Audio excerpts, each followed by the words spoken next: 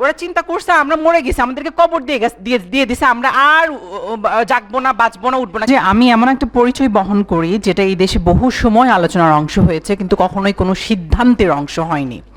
আমাদেরকে কখনোই কোনো সিদ্ধান্তের অংশ বানানো হয়নি। আজকের যে বিষয়টা অন্তর্ভুক্তিমূলক গণতন্ত্র, সংখ্যালঘুদের অধিকার ও নির্বাচনী অঙ্গীকার, এটা আমাদের জন্য কোনো তাত্ত্বিক আলোচনা নয়। আমি যে কমিউনিটি বিলং করি সেই কমিউনিটির জন্য এটা আমাদের জন্য বেঁচে থাকা, নিরাপত্তা ও মর্যাদার প্রশ্ন। যখন আমরা অন্তর্ভুক্তিমূলক গণতন্ত্রের কথা বলছি, এইটা একটা দেশ, বাংলাদেশ। আমরা আমাদের যদি ইতিহাস ঘাঁটতে থাকি, ৭১-এ যদি আমরা চলে যাই, ৭১-এ আমরা দেখব যে মুক্তিযুদ্ধ করে আমাদের দেশটা স্বাধীন হয়েছে।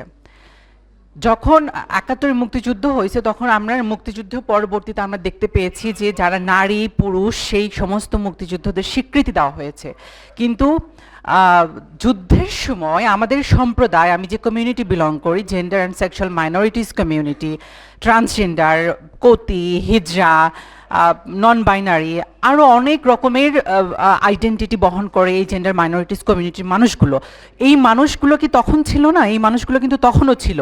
এই মানুষগুলো কি মুক্তিযুদ্ধের অংশ হয়নি? এই মানুষগুলো কিন্তু মুক্তিযুদ্ধের অংশ হয়েছিল। আমরা মাস্টার রনির কথা জানি যে মাস্টার রনি ৭১-এ যুদ্ধ করেছে এবং যুদ্ধ পরবর্তীতে মাস্টার রনি হারিয়ে গিয়েছিল, যাকে কোনো রকম স্বীকৃতি কিছু দেওয়া হয়নি। কিছুদিন আগে মাস্টার রনি মারা গেছে।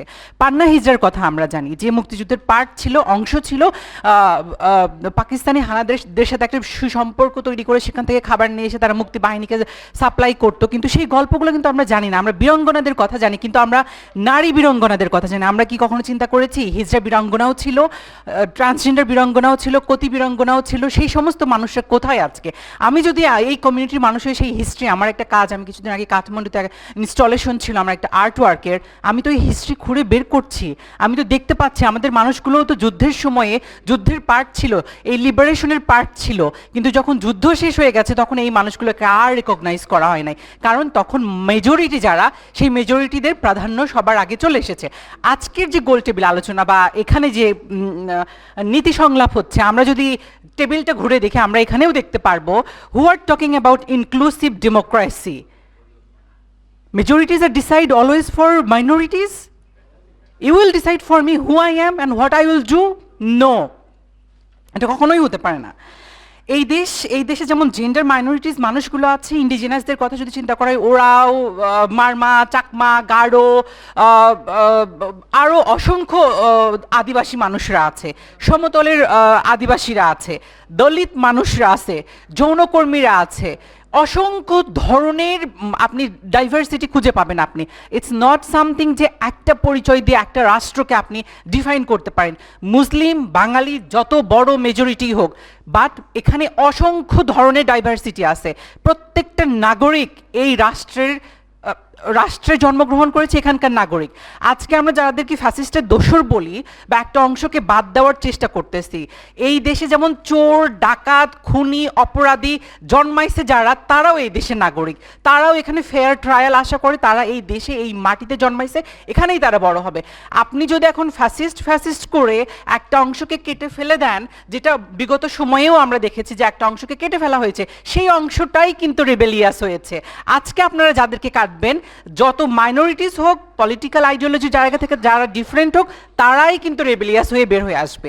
সারা পৃথিবীতে আপনি যেখানেই তাকাবেন, আমি এখন মাইনরিটিসদের কথা যদি বলি, লিবারেশনের জন্য যত মানুষ লড়াই করছে, যত ছোট ছোট গ্রুপ লড়াই করছে, কোনো গ্রুপকে আপনি আমাকে খুব মেরে ফেলে দিতে পারেন, আপনি আমার মতো আমার কমিউনিটির আরও 10 জনকে মেরে ফেলে দিতে পারেন, আমার আইডিওলজির জন্য, আমার ফিলোসফির জন্য, আমার চিন্তা ভাবনার জন্য, কিন্তু আপনি কিন্তু পুরা কমিউনিটিকে কখনো ইরেজ করতে পারবেন না।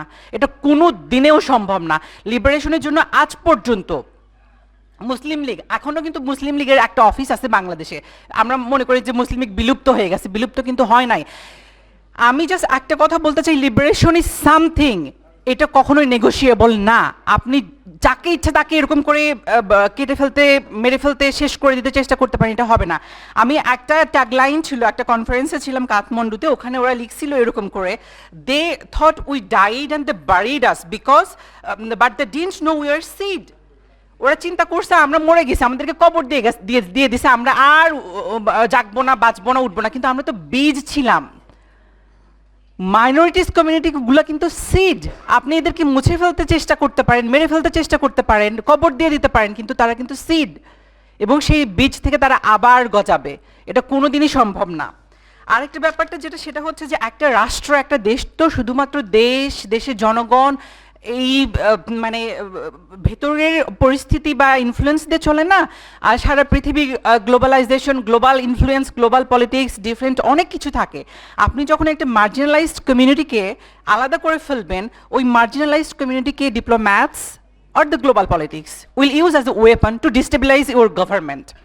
সুতরাং আপনি যখন মার্জিনালাইজড কমিউনিটির মানুষগুলোকে অধিকার দিবেন, তাদেরকে প্রোটেকশন দিবেন এবং তাদের অধিকার সুনিশ্চিত করবেন, আপনার সরকার, আপনার স্টেট, আপনার রাষ্ট্র তখন শক্তিশালী হবে। আপনি যদি মনে করেন, আমরা এগুলো ভুরি ভুরি উদাহরণ আছে আমাদের ইতিহাসের দিকে, পেছনের দিকে যদি আমরা তাকাই, আমরা 2009 দেখছি, 2007 দেখছি, 24 দেখলাম।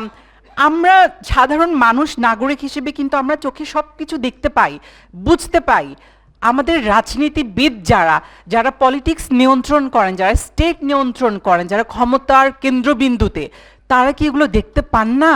নাকি তারা 10টা বছর, 5টা বছর, 15টা বছর, 17টা বছর ভালো থাকতে চান, টাকা ইনকাম করতে চান, করাপশন করতে চান, তারপরে আবার ওই টার্ময়েলের মধ্যে চলে যেতে চান? কি করতে চান আসলে? আমাদের জাতি হিসেবে এত দুর্ভাগ্য যে আমরা এত কিছু দেখছি আমাদের, কিন্তু আমরা এখনো পর্যন্ত আমরা শুধরানোর পথে কেউ আগাইনি। 24-এর পরবর্তীতে আমরা দেখছি যে সরকার প্রধান সমস্ত মাইনরিটিস, কমিউনিটিস এবং all the stakeholder from the state are meeting, কিন্তু সেখানে কোনো জেন্ডার ডাইভার্সিফাই কমিউনিটির কোনো রিপ্রেজেন্টেটিভ ছিল না। এই কমিউনিটির মানুষরা যখন দেখা করতে চেষ্টা করছেন, কথা বলতে চেষ্টা করছেন সরকার প্রধানের সাথে, তিনি বারবার ডিনাই করছেন, তিনি দেখা করতে চান নাই, বিকজ তাকে একটা মেজরিটির ইন্টারেস্টকে, পারপাসকে সার্ভ করতে হতো বা সেটাকে সংরক্ষণ করতে হতো, সেই জন্য তিনি সেটা করেন নাই। On the other hand, from 1971 to till now, how many head of state meet with these most marginalized communities in this country, transgender, hijra, intersex, non-binary, queer? কতজন হেড অফ স্টেট মিট করছে? It's something যখন একটা powerful head of state or the policy influence or someone is in the center of the power is trying to meeting with the most marginalized communities, itself a safeguard for those community. We never recognise. আমরা একটা ছবি তুলতে ভয় পাই এই ধরনের মানুষগুলোর সাথে, because সেটাকে নিয়ে একটা গ্রুপ, একটা দল ওয়েপনাইজ করবে, মিডিয়া ট্রায়াল শুরু করবে, এবং আমরা এই ধরনের কাজগুলো করছি। This is not a good thing. আর আমার কাছে মনে হয় যে এখানে অনেকগুলো শব্দ আছে, অনেকগুলো প্রশ্ন আছে। সংখ্যাগরিষ্ঠ মতামতের সঙ্গে যদি সংখ্যালঘু সম্প্রদায়ের ন্যায্য দাবি সংখ্যাগরিষ্ঠ মতামতের সঙ্গে সাংঘর্ষিক হয়, তাহলে সরকারের কি অবস্থান হবে?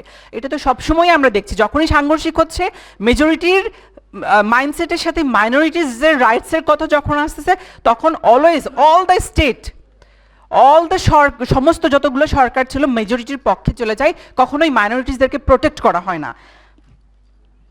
এবং আমার কাছে মনে হয় যে একটা আমরা যারা প্রান্তিক জনগোষ্ঠীর মানুষ যারা আছি, আমরা যদি সকলে আদিবাসী থেকে শুরু করে, সমতলের আদিবাসী থেকে শুরু করে, এই লিঙ্গীয় প্রান্তিক জনগোষ্ঠীর মানুষ থেকে শুরু করে যত ধরনের প্রান্তিক সম্প্রদায়ের মানুষ আছে, আমাদের সবাইকে, আমার মনে হয় যে এখনই সময় যে আমাদের সবাইকে এক হতে হবে এবং আমাদের অধিকার, আমরা ছোট ছোট গ্রুপ ভাগ হয়ে থাকলেও হবে না, আমাদেরকে এক হতে হবে এবং আমাদের অধিকারের জন্য আমাদেরকে আমাদের ভয়েসটা রেইজ করতে হবে। ইটস নট সামথিং, একটা দেশের নাগরিক হয়ে এই যে ভোট আসতেছে, ইলেকশন হচ্ছে, ইলেকশন হবে, আমি কি ভোট দিতে যাব?